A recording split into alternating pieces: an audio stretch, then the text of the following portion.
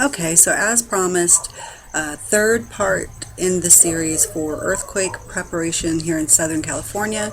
I talked about how the other day the USGS issued a warning that an earthquake was very likely for the area of Southern California and San Francisco. That warning left without any fruition, but I did take it as a good signal to go ahead and remind myself and anyone else out there who might be interested in knowing how to become a little bit more prepared, what to do right after an earthquake, that type of thing. So do the same old rules apply that we learned about earthquakes, for example, to now. Have we learned anything else? So I wrote down a few things about how to be a little bit more prepared. I did from researching several sites that have a lot of credibility, and I added a few of my own things that I'll let you know. Number one, of course, is to be prepared. So take actual time out to plan and post a plan when you have it. So what I mean is write down everything that you are going to need and actually check it off your list. I mean, that was the only way that I could get something like this done. We here, I have a lot of children, as a lot of you know. We have a semi-buddy system so that if something like a disaster were to happen, my older teenagers are not fully responsible. Obviously, it's my responsibility. But I've asked them to go ahead and make sure to check on one of your younger siblings, just out of a sense of connection to them and respect for our family. Another thing is, of course, supplies. So when these warnings are issued and stuff, it would be a good idea to take that and go ahead and go get some supplies. So you can add to your earthquake kit or disaster kit every time one of these warnings come out. We always secure all of our large furniture and like bookcases, TVs, stuff like that. Now the reason we actually do this is because we have little ones. We don't want them to pull it down over themselves or hurt themselves in any way. But it's also a very good idea for an earthquake. I have actually made a backpack for each family member, and it contains the essentials for each family member, so they're pretty much identical. So if you have someone with diabetes in the family, what I would say is if you're going to make like a little first aid kit for each place or each person in the family or each car or whatever, then make sure you have that same provision in each of those locations. I think it's a very good idea to post a evacuation or earthquake or fire plan if you have a large family like I do.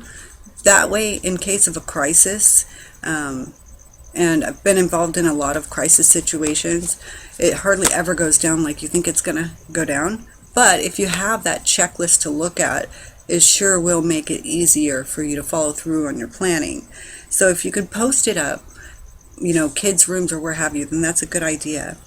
And we also want to have an emergency meeting place.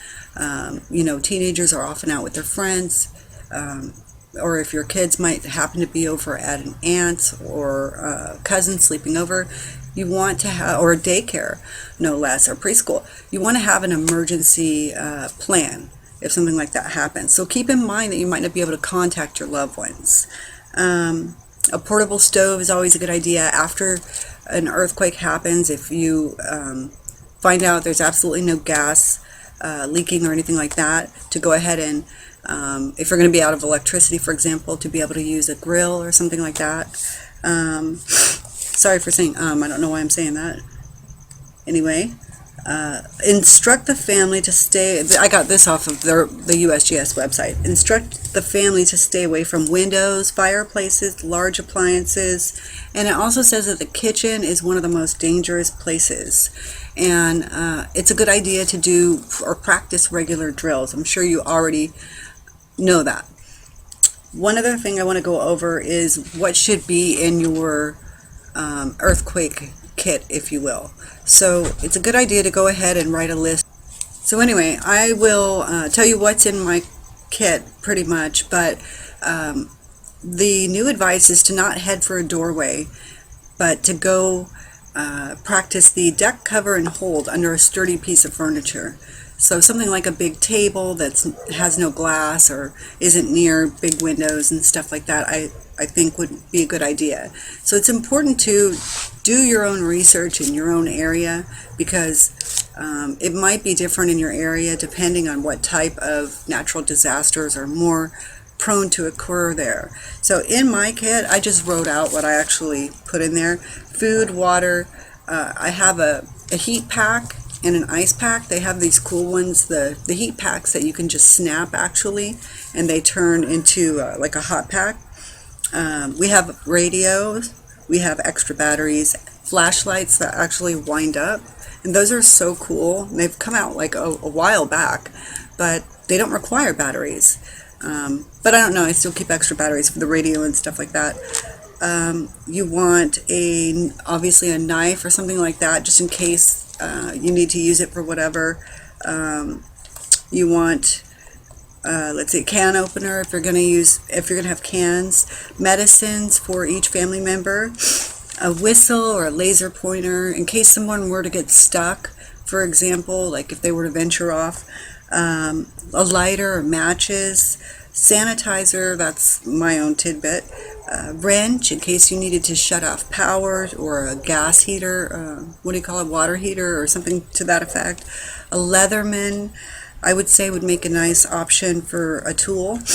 A water purification tablets might be a good idea, and baby food, of course, pet food would be important, and heavy-duty garbage bags. So those are just some of my tips, and I wanted to follow through with the last part of the series, and I wanted to say thank you to everybody who might be taking